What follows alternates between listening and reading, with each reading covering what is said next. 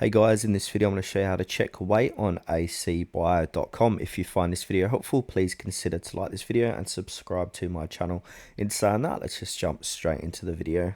Okay, so I'm just going to search for some shoes here and show you how to find the weight on shoes inside of ACBuy. So now find on your product listing. So say for example, I want to go for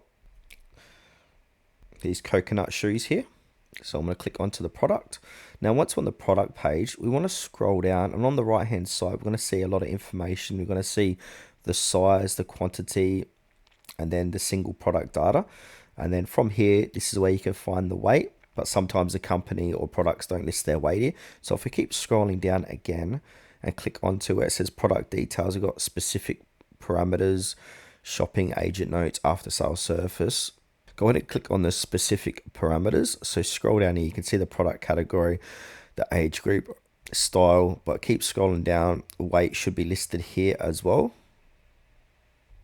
So as I'm scrolling down, we can see the gross weight is 0.8. Now, if we go back up as well to the product pictures, every now and then they'll put in the weights in the product pictures. So you scroll through the product pictures, you might find the weight there as well.